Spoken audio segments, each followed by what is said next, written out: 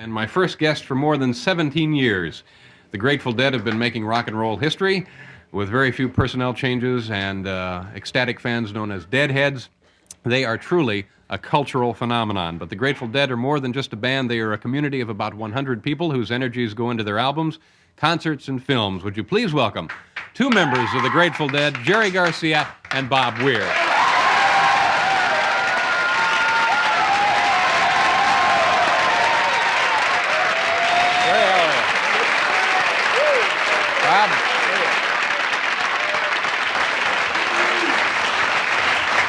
Welcome to the program, gentlemen. Let me ask you just a question you're probably tired of hearing of.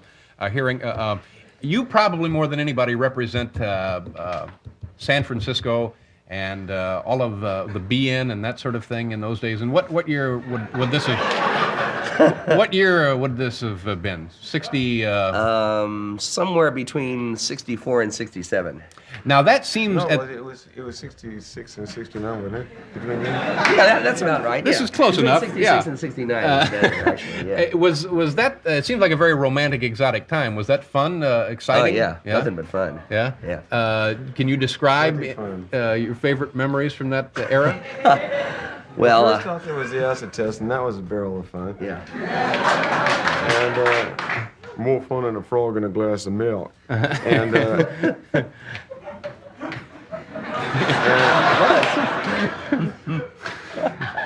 and you were about to say. wait. I was going to apologize for not having any memory. Oh.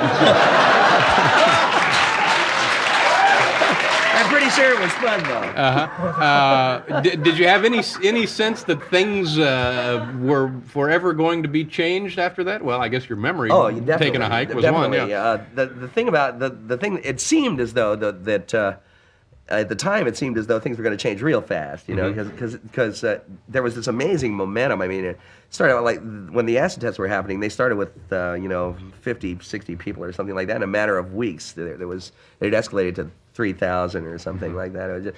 It had this amazing effect of, this juggernaut quality of picking up lots of people as it went along. So it seemed like things were happening with tremendous. There was a sense of history going on there, at the time. Everybody was conscious of it. Now, I mentioned in the introduction here that you have your own self-sustaining community of about 100 folks that go into the production of films and records and so forth. So do you still have that same feeling in your little community? Yeah, sort of. Yeah. Pretty much, yeah. Do you find yourselves isolated to a certain extent? Yeah. Yeah. Is that good? Probably. Well, it depends, probably good for us. Yeah. We would probably meet more different, interesting people if we weren't so isolated, but we are. Maybe, yeah. That's true. The phenomenon of the phenomenon of your fans, people who enjoy what you do, the Deadheads. They got an ashtray? An ashtray? Yeah. I think we can get you one. We can certainly send That'd out be for nice. one. Yeah. What does that name typify? Is ashtray? No. I'm kind of new here. So am I. We're all doing our best. Yeah. What does that mean exactly? The Grateful Dead? Yeah. No. The Deadheads. Is it just a catchy phrase or? It just sort of turned up, really. I mean, Well, there were acid heads, and there were speed heads and grass heads, and now it turned into deadheads. Yeah. Is that generally thought of as a flattering term, though? We think so. Yeah. If the head fits, wear it. You gentlemen just finished 2 nights over in New Jersey, and Nassau, and you continue to do a lot of big concerts, but you don't sell as many records as other traditional concert groups. Yeah, and as a matter of fact, you don't mind people taping your music in concerts. Not particularly. Now, no. why? That seems to be defeating the idea of selling records. Well, if we ever make a real good record, then probably they'll rush out and buy that anyway. Yeah. Yeah. I mean, and besides, the tapes bring back memories to them and all that kind of stuff. And the shows are never the same ever. Yeah. I mean, not even ever. I mean, so Sometimes it's they're remotely the same. yeah, sort of. And when we're done with it, they can have it. If they will.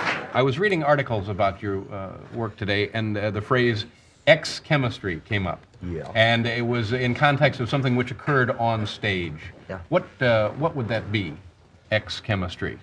I've never heard this. I've heard it. I've heard it. At least one of you has heard it. Yeah, right. There are various different versions of what it is, but what it really has to do with is it just has to do with being on, or the thing of it happens with anybody who works together in some sort of a group situation. Like Bill Walton used to tell us that it was something that happened when he was playing basketball. Or gestalt linkage. Yeah, it's Gestalt linkage. Yeah, there you go. Right.